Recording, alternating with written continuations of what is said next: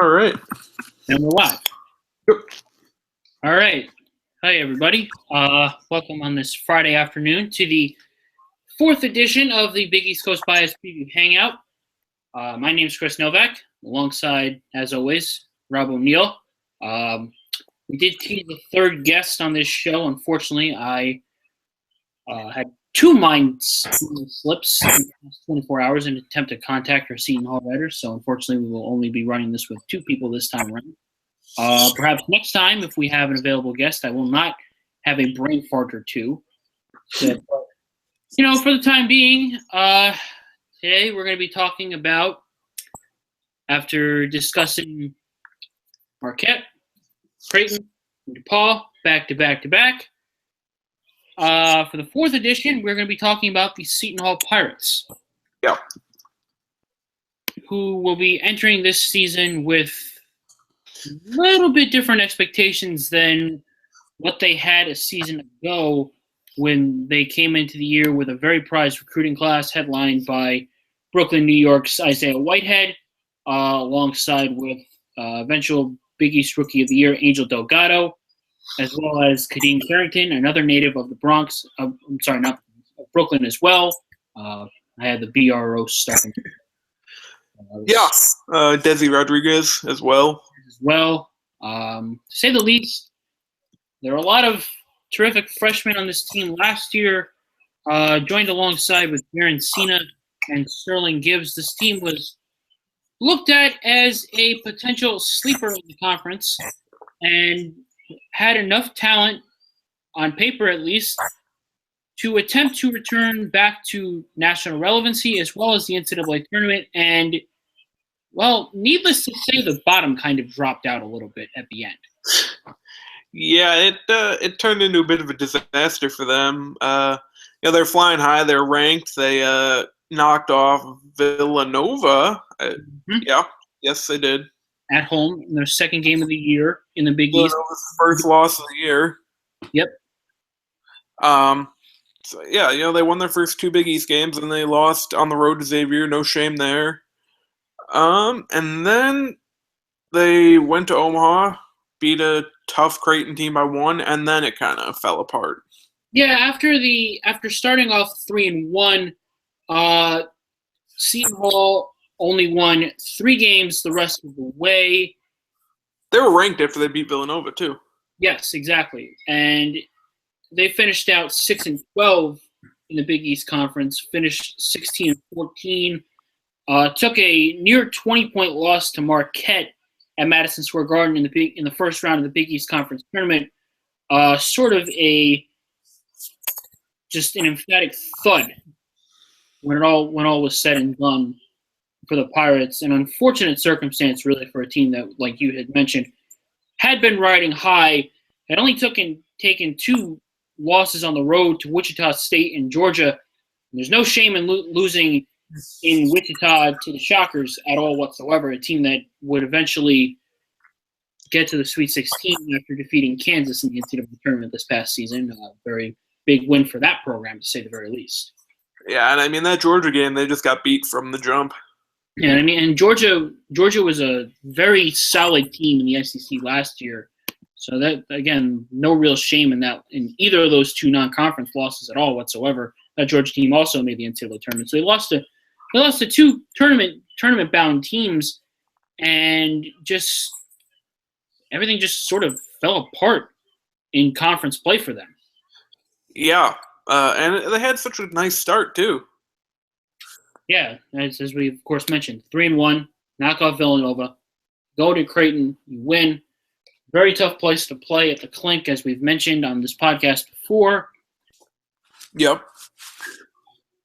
And, by the end of the year, there was some question if let's not even fast forward to the end of the year. There was, I think it was in February or whatever, all the rumors about some tension between Isaiah Whitehead and Sterling Gibbs. Yeah, that was an interesting storyline that was building within the program. Like you had mentioned, there was some tension in the month of February That was when Jaron Cena decided to depart the Seton Hall program, and there were rumors of Whitehead having conflict with Sterling Gibbs, who of course now plays for former Big East representative and current American Athletic Conference rep UConn, who, in my opinion, is probably now with SMU under probation and facing sanctions this year and being banned from the postseason. They're probably going to be the favorite in the American Athletic Conference this year, in my humble opinion, at least, because they're going to be very, very good. Yeah. But back to here, yeah. Yeah, nothing was really proven with that, to say the least. There was a lot of smoke, not too much in the way of maybe well, you know what they say, with where there's smoke, there's usually fire. Gibbs decided to transfer out, and of course, Cena had departed Seton Hall. Yeah, I mean, not to speculate, but it really does seem it came down to Gibbs and possibly Jaron Cena against Isaiah Whitehead almost, if there was a divide or a rift.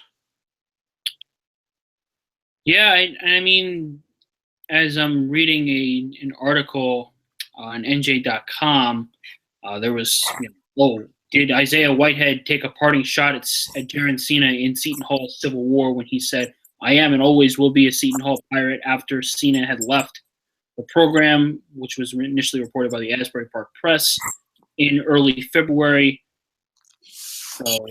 Well, and then the thing is, Cena left, and Gibbs and Whitehead kind of coexisted for a while. And then I know after their Big East tournament game, Sterling Gibbs said, yeah, I'll be back next year. And then all of a sudden... Yeah, well, I guess he meant that he wasn't declaring for the draft when he said, I'll be back. Yeah, because apparently he was not talking about the university in South Orange, and he was not talking about the Prudential Center in Newark, New Jersey, because he decided to head up north to Storrs. Yeah. And, again, I don't fault him. I don't fault anyone for transferring, ever. It wasn't a good situation. He had to get out. He did what he had to do. Yeah. And Seton Hall is left with what they're left with now, which isn't a terrible team, really. Absolutely not. I mean, I had let off the podcast here by saying it, they had an abundance of freshman talent, and a lot of it flourished. I mean, Whitehead was solid in his first season at the Hall.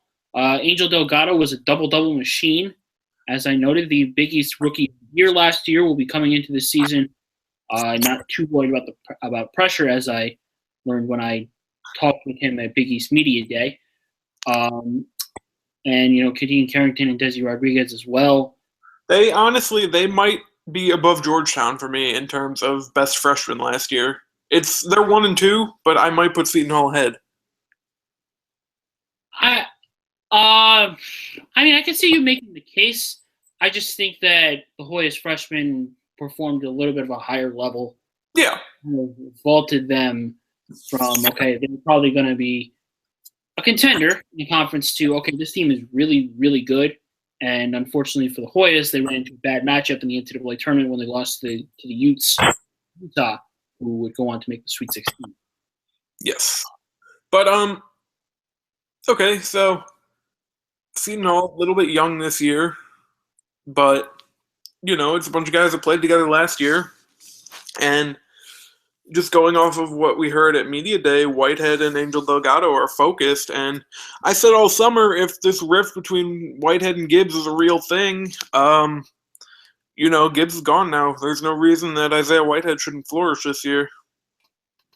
I'm with you 100% when it comes to that. I think that as you touched on, this team appears to be incredibly focused on putting last year behind them, with all the turmoil that happened.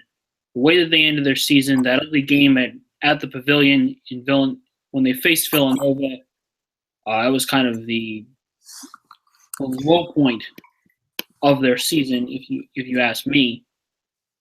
That, of course, when Sterling gets looking elbow. Yeah.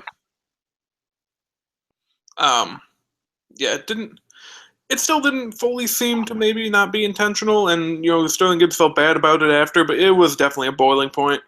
Yeah, that was just okay. We've sort of reached like you mentioned, the boiling point. I'll repeat what you said. But as I talked with Carrington, Delgado, and Whitehead in New York last Wednesday at Big Media Day, and Whitehead had told me that the freshmen that were coming into the season this year, according to him, they're just as mad as the returners this year. Yeah. So they have a lot, and I quote, "I think a lot of us have a chip on our shoulder. We're just going to try and come in and surprise a lot of people." I mean, yeah, for teams that don't have the highest expectations, that's what you gotta be thinking. Yeah, I mean they're certainly, they came in with a lot of attention last year's with regards to within the realm of the conference at least.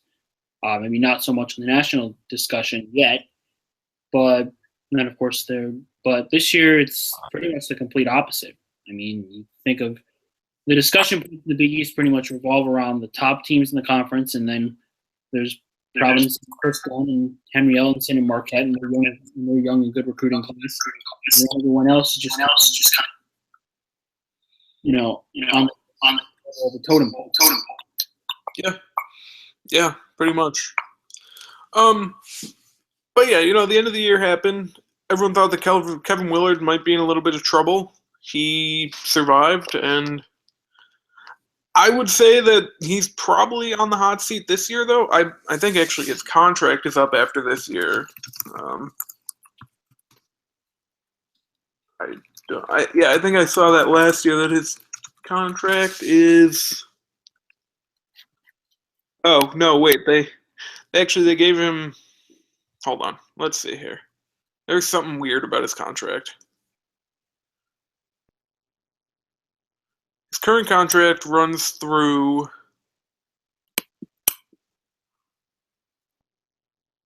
Oh, actually, no one knows his contract.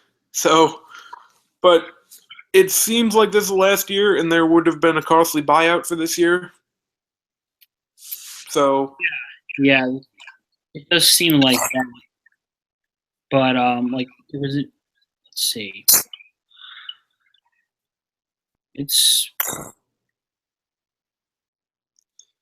a very interesting and unique situation. And it didn't really change after this year. Mostly because he was expected to be retained even after the tumultuous end to last season. And it's sort of just a long-term extension for his contract, as you were discussing, because no one really knows about how long it really is. I would still think that if they don't do anything this year, he would probably be fired, just because that's 6 years, no tournament. It's just, I just think it's personally tough because he and his the athletic director for Seton Hall, Pat Lyons, they're very close. Yeah. So I don't really know. It would kind of probably be very awkward and very tough to see what happens. But I don't think that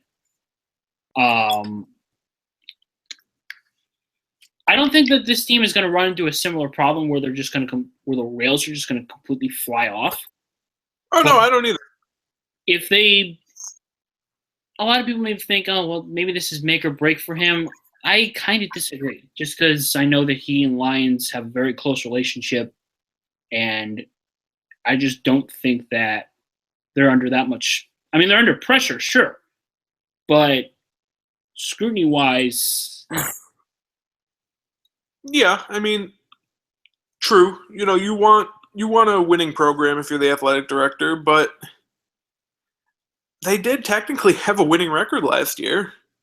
They did, and they just recently got a pretty good recruit.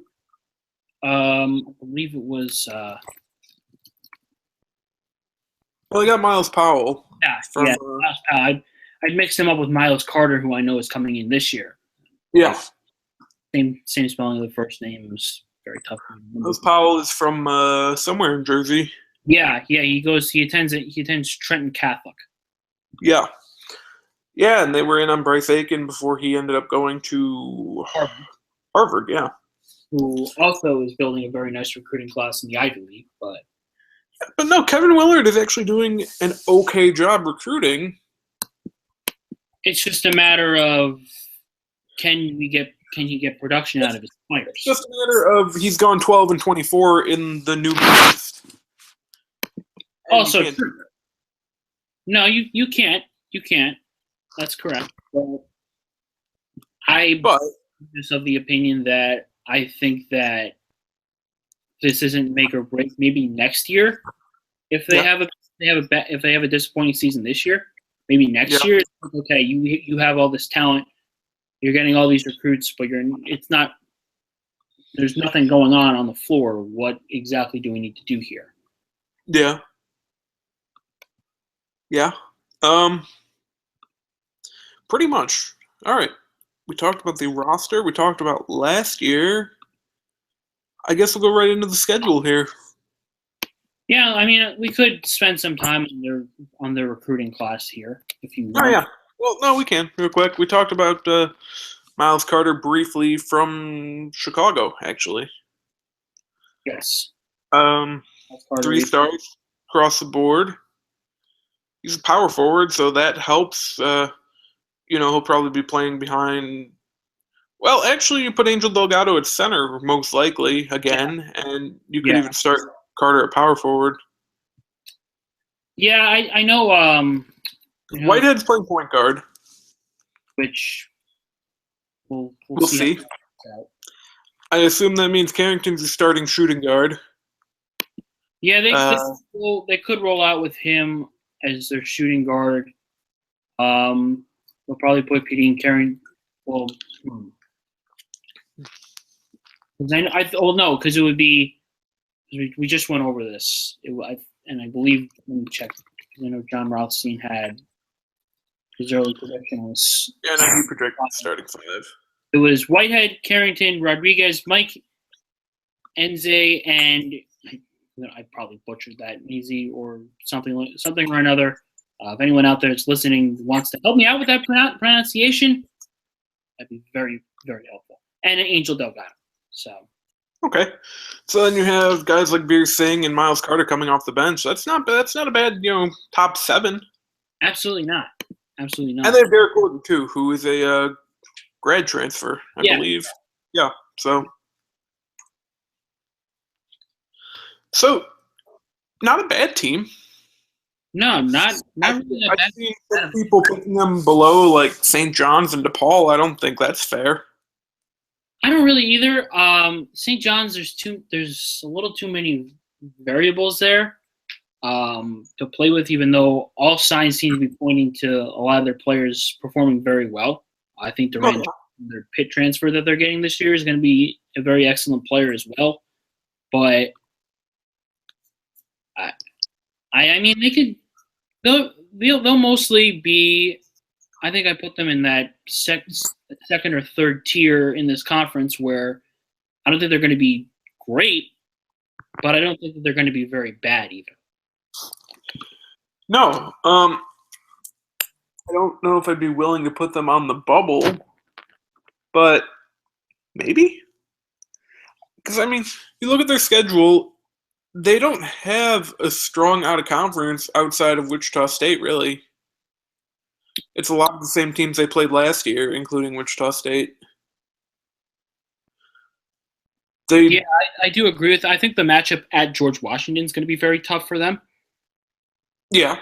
I also think that, if they play Virginia, that's obviously going to be a very, very, very tough matchup for them in the Charlotte Classic. Actually, didn't Jaron Fina transfer to George Washington? He'd be sitting out, but yeah. Huh. That, not that it matters again, he'll be sitting out, but. Nice little coincidence there. Yep. No, yeah, George Washington. It's good. They need to win conference games. The problem is going to be what it's been the last couple of years.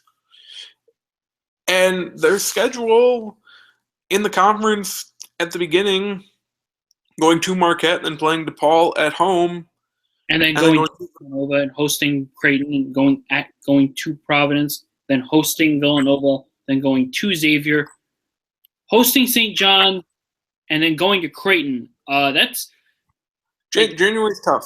January's tough. You have to love the alternating of away, home, away, home, away, home for legitimately the first month of the season for them. Seriously. In the Big East. That's crazy. And then they play 3 straight home games, then 2 straight away games, and then end the season going 2 away, 2 home, 2 away.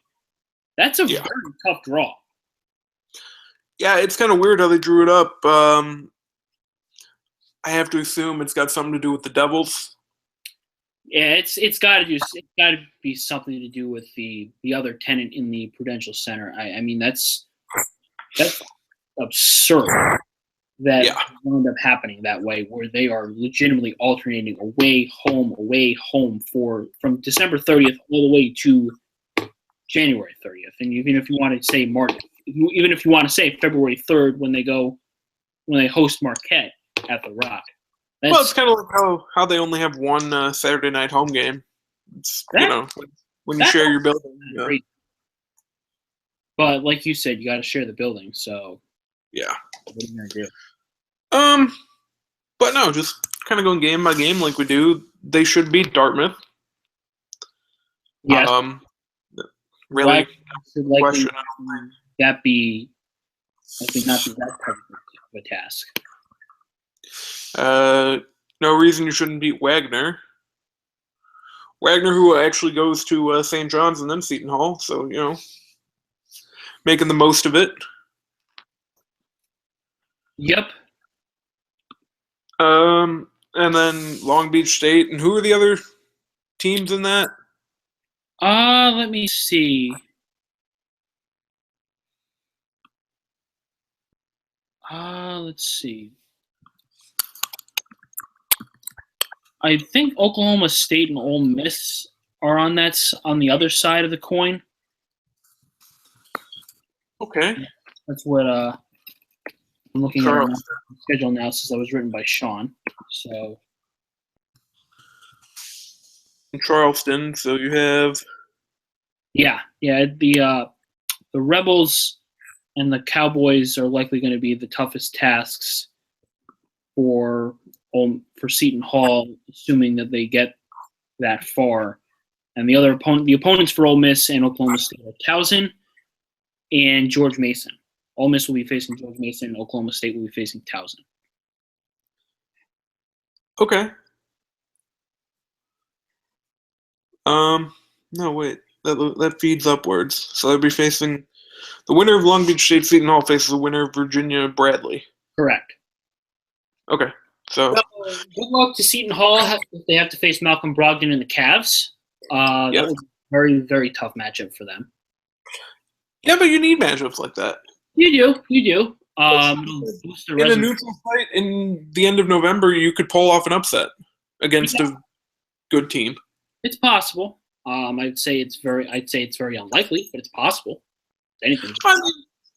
Butler's done it, last 2 or 3 years they've been in. I mean, they've done it to North Carolina in the past 2 times they've matched up with them in a neutral site. That's true. So it can happen. I mean, I think Virginia's better than, North Carolina was last year for Butler, and I think Butler's better than Seton Hall was, but it can happen. I do think it's a favorable matchup to have Long Beach State, though, because they're traveling across the country. Yeah, I do agree with that. I do agree with that much. So, say you beat them, you beat Bradley.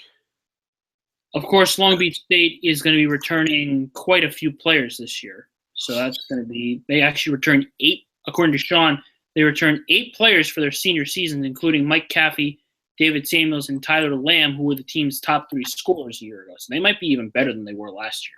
And they weren't good last year. They went 14-16. But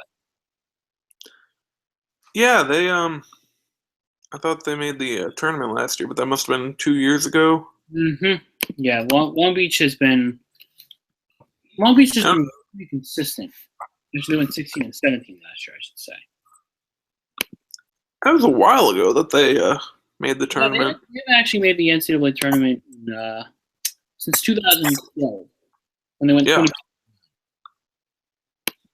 So it's been a little. Michael Capital actually might be, not sure. But you got to pick up a couple wins in that. Obviously, you got to win your Thanksgiving games because those are the only games that you really get out of conference against high quality teams. Yep. So what would you say the best case for them is in this tournament?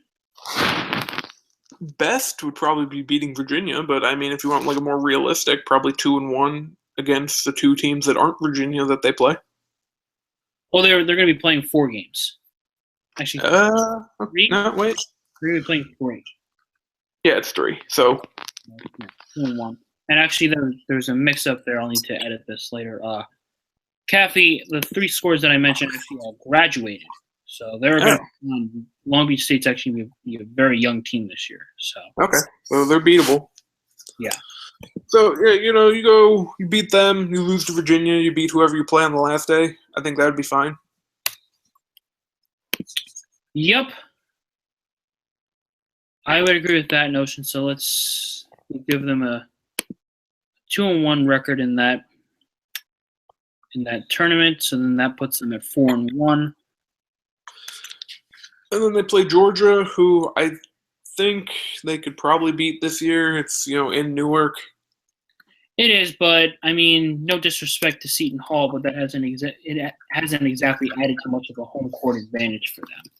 I think they actually will be coming off of a season in which they'll be a little young. They lost 2 top flight seniors in Nemanja Jurisic and Marcus Thornton, but they'll have Charles Mann.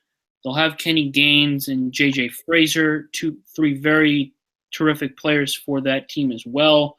Also, Yante Madden, a very good freshman for them last year. Cameron Forte, a senior. Juwan Parker as well. The Dogs will probably be pretty solid threat again in the SEC, and that's what I think is a much improved conference. A conference that probably shouldn't get as much flack as it's going to based on preconceived notions. No, but the important thing to remember too about last year is Georgia had like 2 weeks off before they played Seton Hall, so they ran them out. That's a very good point. That's a very good point. So, I mean, you call that one a toss-up, sure. I say they'll lose to George Washington. I think the Colonials are good. I think we've discussed that before on this podcast. Yep. I believe we just did with the DePaul podcast. Yeah. Yeah. Yes, because George Washington is approaching honorary membership. Yeah, because they play enough Big East teams every year, so. They'll beat Rutgers. We're not going to talk about that. It's not even worth it. Rutgers is bad. Rutgers is going to rival Missouri for the worst power conference team in the country. Yep, we just had that discussion on the last show too, I believe, or 2 shows. Yeah, Troy. We're talking about Creighton. Yeah. Troy. Troy was not good last year. They were not. Troy went 10-19.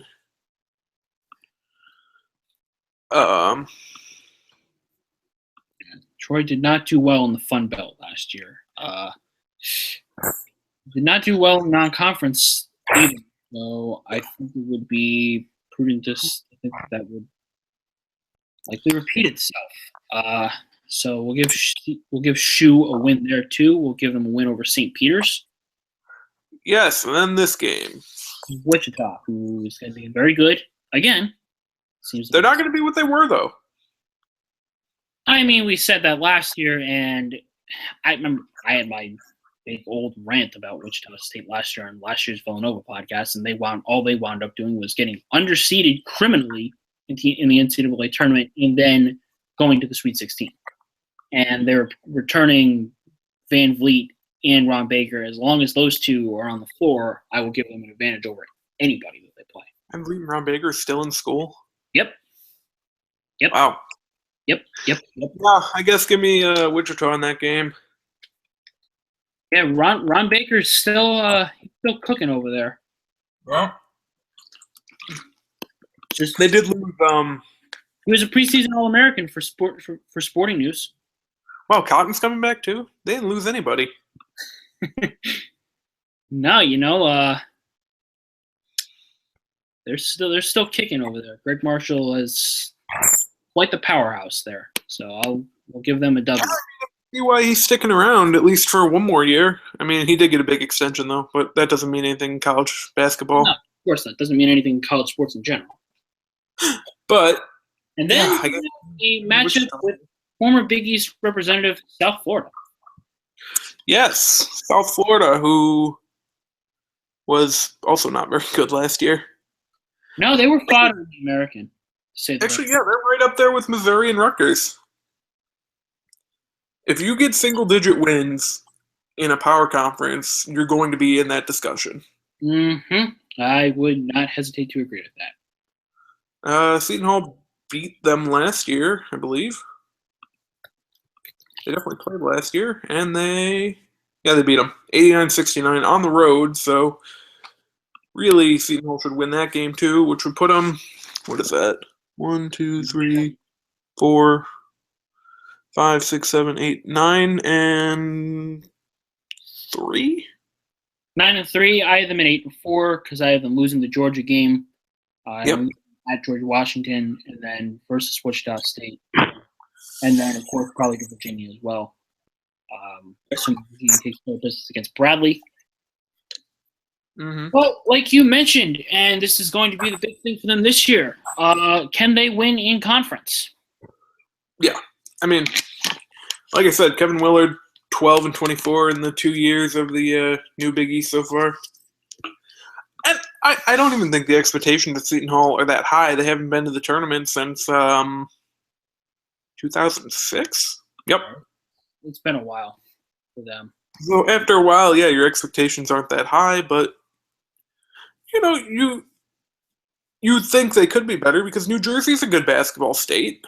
And New Jersey has turned into one of the best basketball states in the entire country seemingly overnight. It's actually insane how much talent is coming out of the Garden State right now. And, the bad thing for Seton Hall is South Jersey, you're going to have to compete with Jay Wright. North Jersey, now you're going to have to compete with Chris Mullen. Yep, and Ed Cooley as well if he decides to dip into the pond here.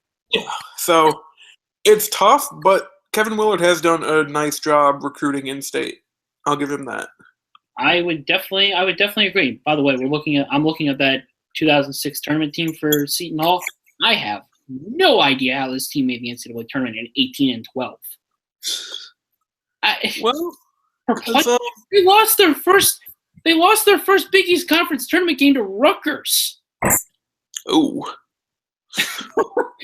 I mean, that Rutgers team was decent. They went 19. They finished off 19 and 14. Effectively finished the regular season in the conference tournament 18 and 13. I mean, I hate to kind of go off the rails here. The only really quality opponent that Seton Hall played that year in non-conference was Duke on the road in Cameron. They lost 93-40. They lost 53 points. Was that really enough to get them in the conference tournament? I mean, yeah, they faced Iona. The Iona Gales were quite good that year as well, but my goodness, why? What were you thinking from the committee? Well, because they had Brian Lang, right? Or is that before Brian or after? It's a roster for this team. They had Lang. Yeah. So I'm a little bit befuddled there. I mean, that's. That team also lost to Wichita. Coincidentally enough, yes, they lost by Wichita to 20. By 20, I should say. What a surprise.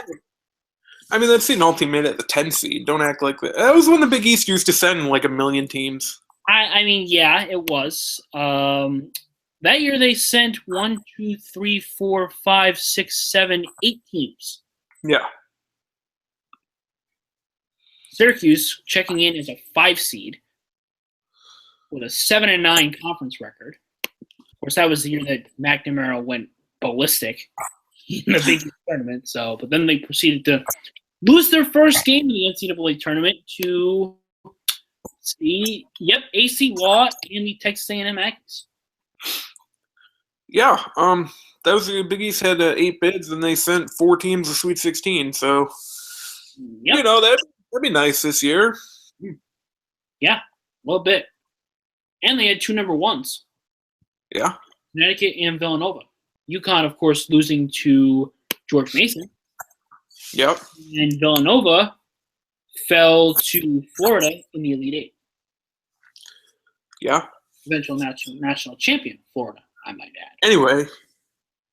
As we get off topic, we're talking about things that happened 10 years ago. Well, we don't have any questions today, so we got to keep it moving. Yep, the discussion sometimes it helps out. What else do we even have to talk about here? Will we have this discussion 10 years from now about this Seton Hall team? Ooh. I like that. That's good. I figured 5-6. 5-6. Anyway, season starts 3 weeks from today. Ooh. Which is fantastic since there's no reason to watch baseball for the rest of the year. Well, for you. Unfortunately, I'm going to have to be subjected to it because my parents are Mets fans, and unfortunately, Rob's team here did not get the job done against the Mets. Yeah. I'll send my congratulations to them. I will not be rooting for them just because they are a local area team, as I've already gone over on this hangout before. I would prefer Kansas City over Toronto because I really don't want to have the AL East face the Mets in the World Series. So yep. Royals finish the job. I guess what we could talk about real quick. Do you see Delgado or Whitehead or Carrington, I guess, going into any bit of a soft? Because I know a lot of people they see it from Whitehead on the horizon. Yeah, that's actually interesting because if I recall correctly, we did the poll, and I believe it was Delgado by a wide margin. Yeah, a lot of people.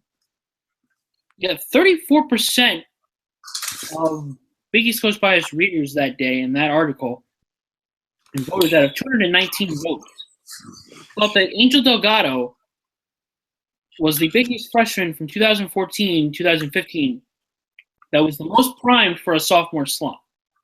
Yeah.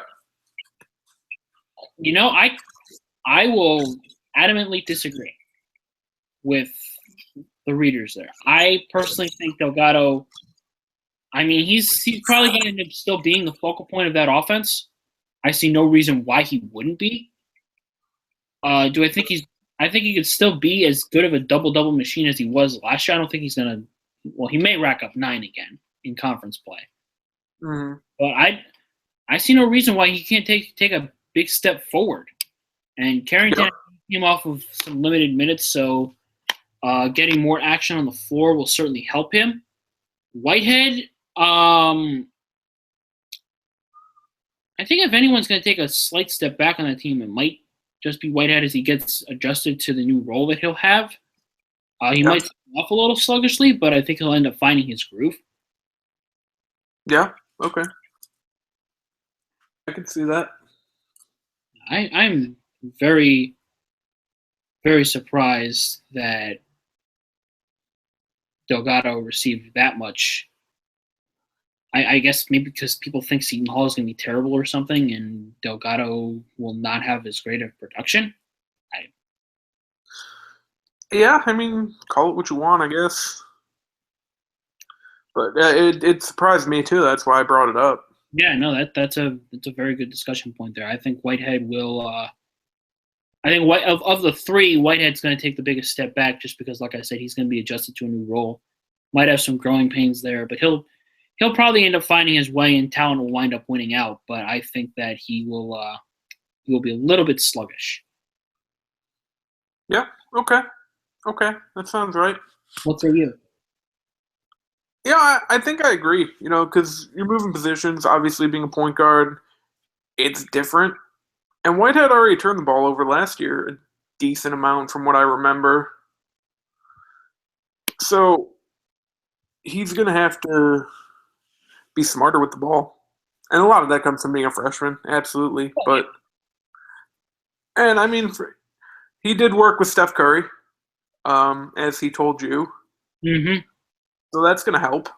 Yeah, I mean, he definitely seemed to revel in doing that. So, but yeah, you were right on the money on the turnover rate. He had a rate of 24.6. For comparative sake, Brandon Mobley, fellow Seton Hall Pirate, had a turnover rate of 12.1. Yeah. And Desi Rodriguez, fellow freshman, had a turnover rate of 13.9. Delgado had a turnover rate of 14.2. Yeah. Yeah.